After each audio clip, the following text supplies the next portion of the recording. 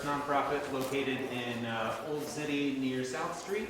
First, we're going to start with one of two artist talks today, starting first with a personal favorite of mine, Nasir's show, Don't Make a Scene, Dove. My personal take on them is a bit of a reference to Marcel Duchamp with this really like sincere idea of like self-love, but I don't want to put words in your mouth though. I'll give the floor to you.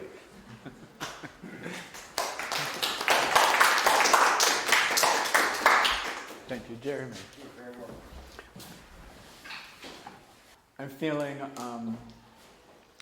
I'm feeling pretty helpless and hopeless in the world situation, and I think that's what I'm trying to do in some way, is trying to make sense of that. I desperately want to escape. And maybe this is where I'm escaping to, but I'm like repairing my past. I'm repairing my childhood. And part of that is Don't Make a Scene, Dove. Though my mother only called me Dove for the last number of years of her life, because I wasn't born Dove. I was born another name. So my mother would have said, Jeff, stop making a scene. Like not here in the A&S department store, you know. And I'd be on the floor kicking and screaming. And so slowly over the course of, I think everything here is pandemic. Slowly over the course of the pandemic, I've created a space for myself, a studio. I have a designated studio that I work in. And just allowed my mind to wander and create. But it's been an amazing process. Okay, so when I was 9, I'll go back to there. When I was 9, I lived with my parents, and we had 2 floors. My parents lived on the first floor, the kids lived on the second floor. And I went to a psychiatrist because I was acting effeminate. And the psychiatrist eventually said to my mother, if you don't want him to be wearing your clothing, take him out of his closet. She kept her clothing on the second floor in my closet.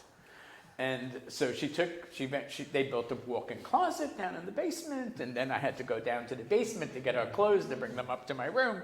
But that's another story. But I now have that closet again. I have this walk-in closet that has her well, they're not really hers anymore. They were never hers. It's a whole new set of dresses and clothing.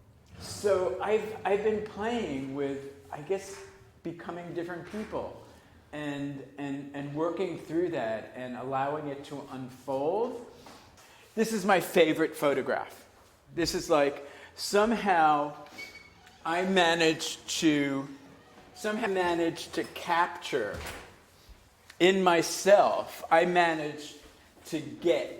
almost decided to stop photographing after this photo, because I felt like I really got where I was going. And that I get to play and I get to do this. I feel very, very lucky and very privileged that I get to do this. This is, I look at some of the older ones, this is before the pandemic. I just look at how clean it is. You know, and uncluttered in a way. And as the pandemic, I'm right now going through my whole Queen Elizabeth thing. I'm going through a whole Queen Elizabeth thing. I now have 4 or 5 videos that are online. I'm playing with Queen Elizabeth. And even this one, same places, this one, same in the studio. But look, to me, it's like, wow. This is also, I think, before the pandemic.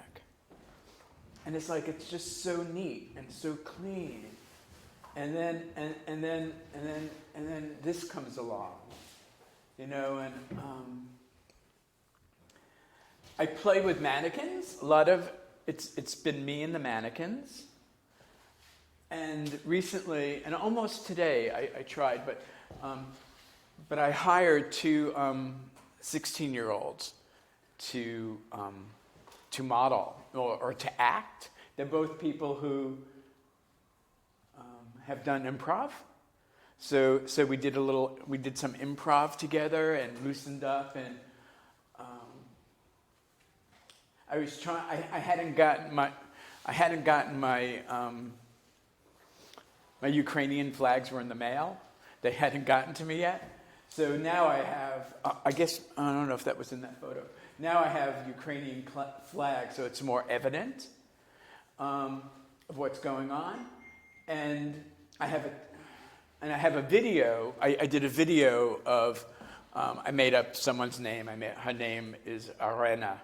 Like Irene, but Arena, and she's Mr. Putin's cousin, and she's in the Ukraine, and she's like saying, we don't have to do this family feud in public.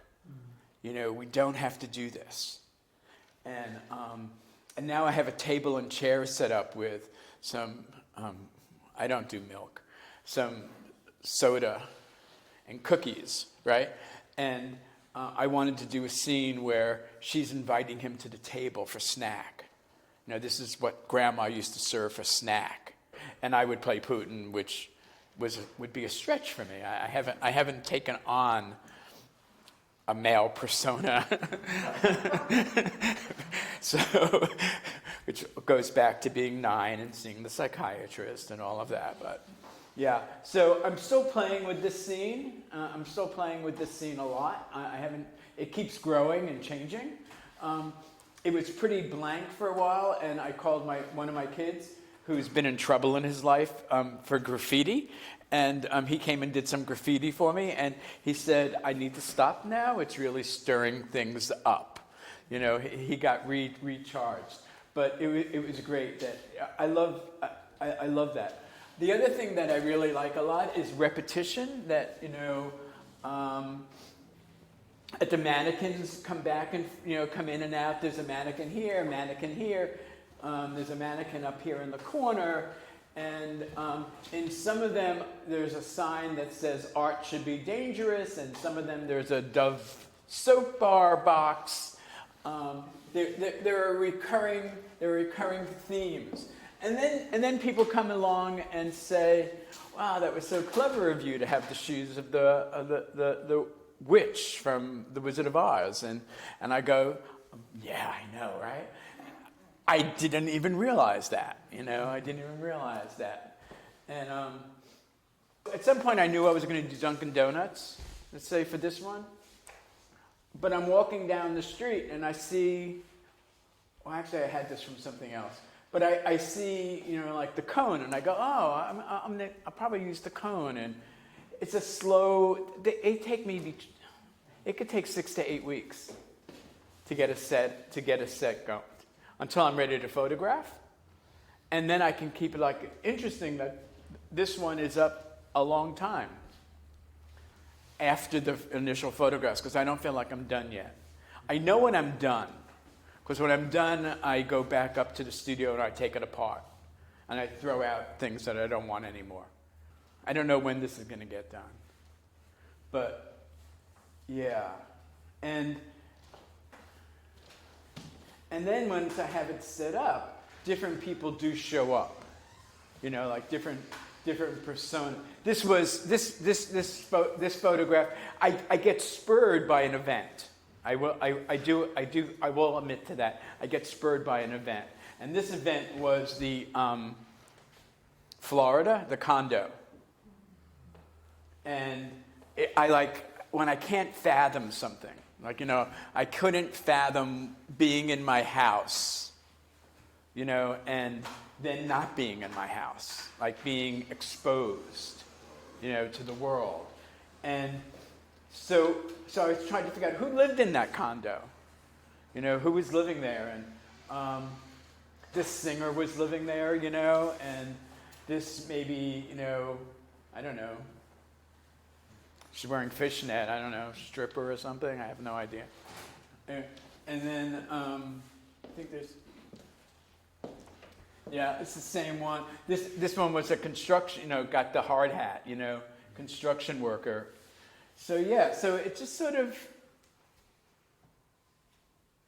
happens. It's event, I guess I am event driven. This event was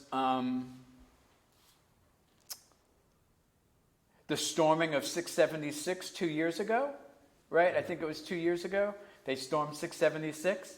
My daughter came home with a mark in the back of her leg that she was hit with a rubber bullet. I'm a white guy. I didn't get it. It's like, and I finally, this is what black people go through. You know, it's like getting shot. Their kids get shot all the time. And I wasn't used to, I'm a white guy. Our kids don't get shot. My kid got shot. And that's how I made sense of it. You know, I guess that was a great question, Jeremy. This is how I'm making sense of a world that makes no sense at this moment. Which comes to, the shirt, which my daughter, one of my kids, has created, and it's just fuck. It's like, I don't get it. I don't get it. And this is how I'm trying to make sense of what I'm not getting. I went to look at this photographer, Jeff Wall. And Jeff Wall is a 74, 75, 76-year-old from above us, Canada. And he stages all his photographs. Well, he stages all his photographs. One of them was as big as this wall. I think I might have told you this, Joanne. I don't remember. But one of them was as big as this wall, and it had 12. It's 20 feet, right? It's as big as this wall, but it encompasses 60 feet of real life because it sort of like goes back like a picture would, right? So it's like 60 feet, and it's Russian army men, like after a battle, and I just like kept looking at it, and I was like mesmerized, and the docent kept coming over to me and going, "Remember, they're staged," and I said, "Oh, I want to do that. I want to do that. I want to stage. I'm doing that with me, but I want to do that with more people. I want more people." Did you ask them to do something, or did they just? We did some improv, and maybe I would call out a word, like they were together there, and I said something like, Dasi, be sad, Yossi, look compassionately, something like that. And sometimes I didn't, and I'm back in here watching, and in the photo, and I have a clicker for the camera. I'm clicking so the camera takes a photograph. Yeah. There was a gun in the house. I told them that there's a gun in the house. I said it may come out for the photo, it may not come out in the photo. But I wanted the tension of a gun, like even if it's like just watching y'all's face, when I said gun, there was a little bit of like whatever it is around the gun, right? Knowing, like you may never have known someone who has a gun in their house,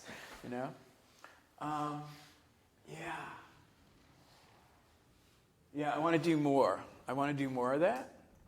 The healing, I think, that's going on for me, and having people who some know me, some who don't know me, and is just really important.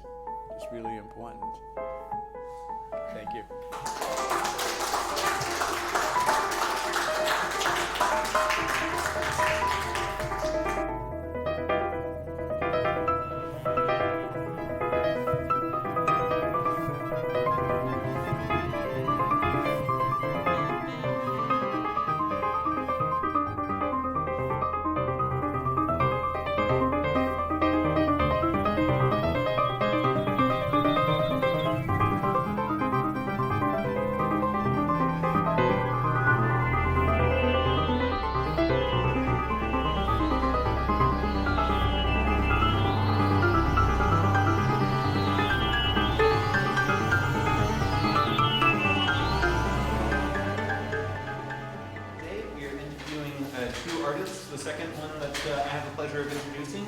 a friend and colleague, Martha Knox, who has a show that is exploring ideas around feminism and sustainability. And without further ado, Martha Knox.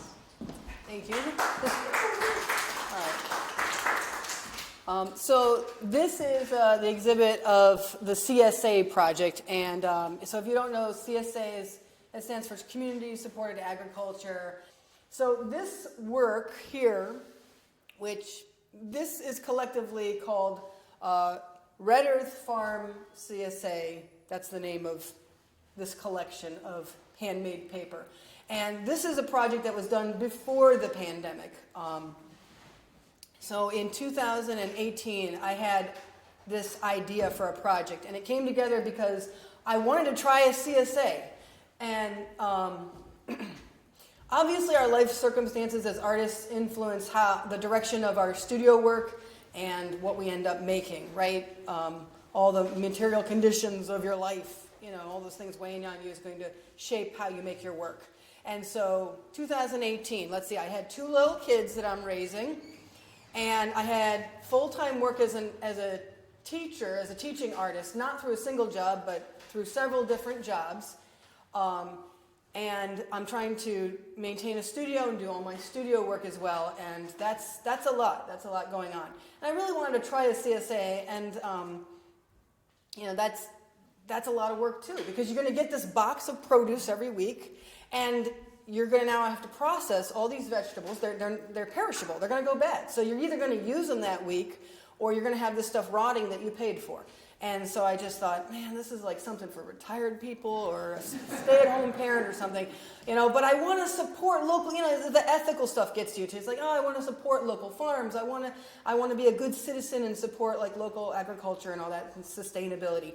And so all of a sudden this idea popped in my head of, well, wait a minute. If I make an art project that where I'm using the stuff in the CSA for an art project, well, now I'm integrating my studio work with my domestic tasks as a parent, making food for my household. And so since those things will be combined, it saves time. And like a typical American, being super productive and right? Finding ways to make the most of my time. I ended up coming up with this project where for the length of the CSA, I would keep all the stems and seeds and any leftover stuff that you don't actually eat, that you would throw into compost or the trash or whatever. I would take all that stuff, save it, and make it into paper. And then I'd have a collection of paper. I didn't know how to make paper at the time. And so the first thing I had to do was I had to learn how to make paper. So I live near historic Rittenhouse, and they offered some classes that were pretty inexpensive on how to make paper. And I was like, oh, cool. So I took those classes. And then I started researching, I need to find a good local farm. And I found Red Earth Farm in Kempton, Pennsylvania, was offering a CSA that was 22 weeks long. They looked good. They looked like one where I could pick it up in my local neighborhood. They had a location where I could pick it up just a few blocks from my house. And so I thought, okay, this is it. And so I purchased the CSA share. I now knew how to make paper. And I was ready to go. And for 22 weeks, starting in... it was all in 2018. This was all made in 2018.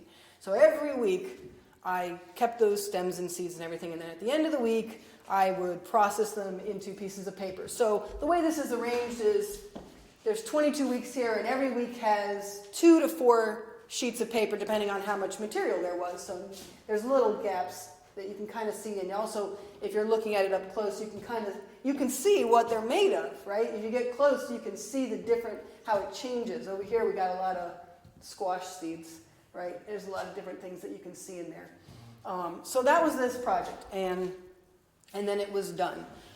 And I documented it on social media, and I posted, all that kind of thing. I felt like, man, so much of what this is about the labor of it. So I ended up making these 2 prints that actually they're very illustrative. This is me boiling the material, right? And then this is me chopping it up, right? It would actually go from here to here, right? I chop it up first.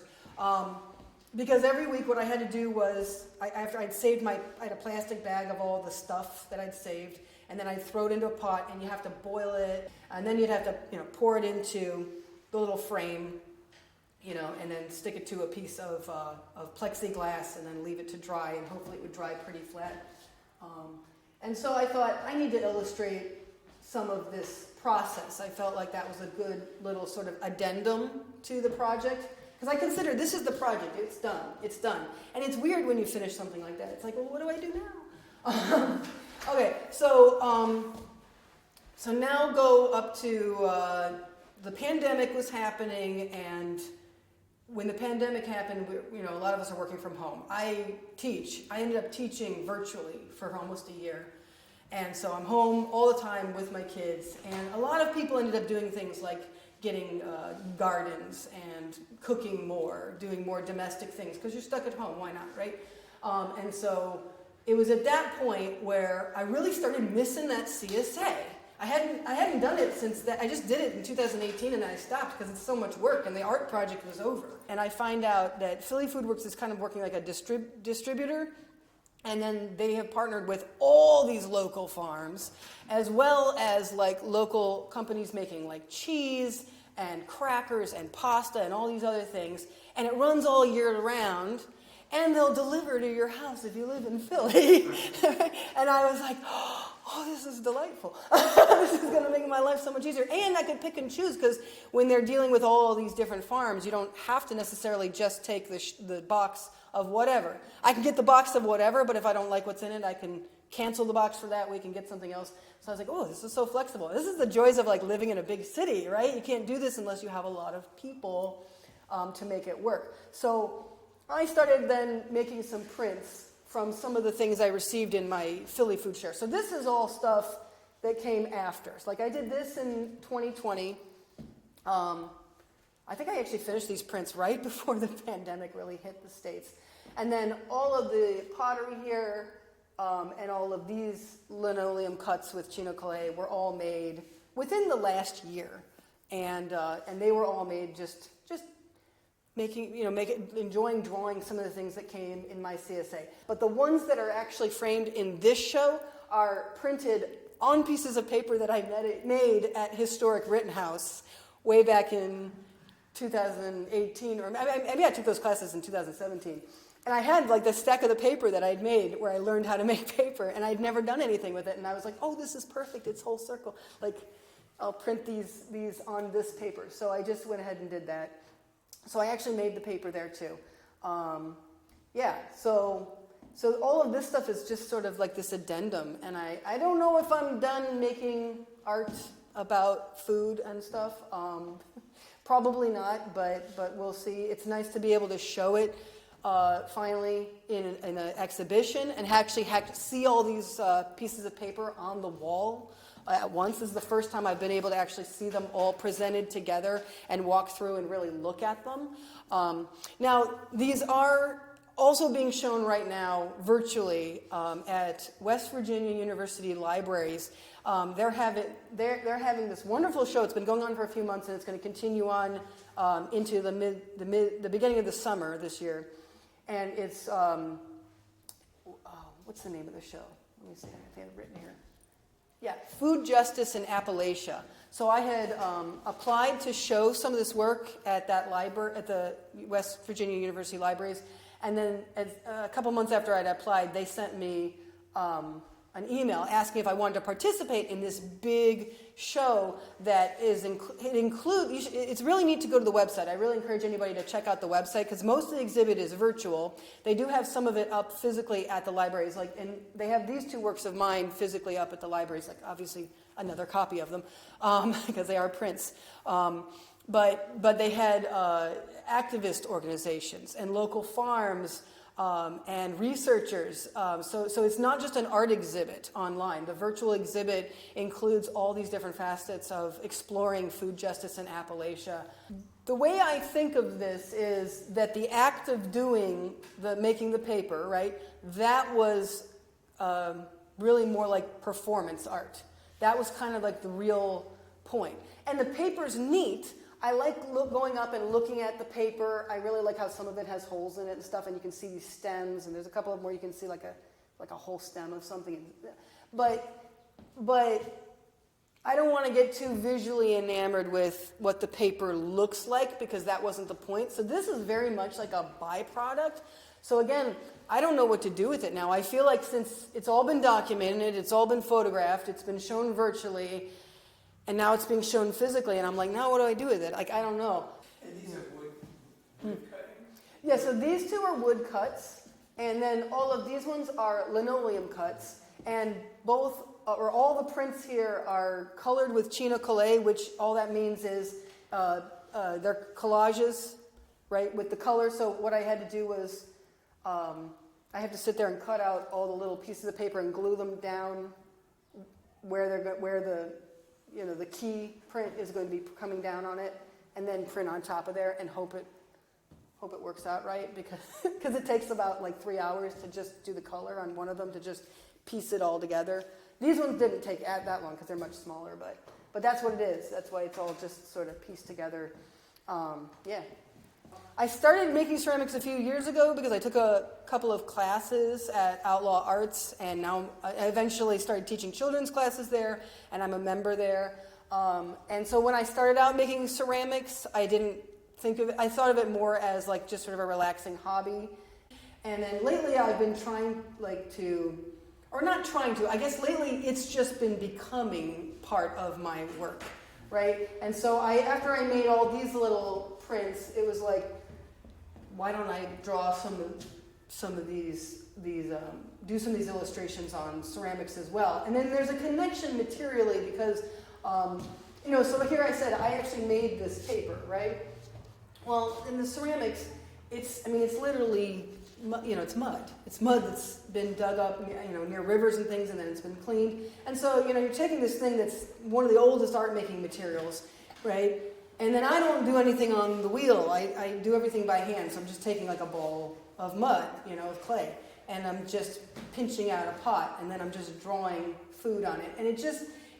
And when I was making these things, it was all very processed. It's all very process based. It's all very thinking about like I just want to use my hands. It connects with the cooking too. Like that's why I illustrated myself like chopping things, stirring the pot. It's like it's all just like me at home by myself, either in my studio or my kitchen, or using my hands and these like natural materials that just to make something that I think is beautiful or interesting.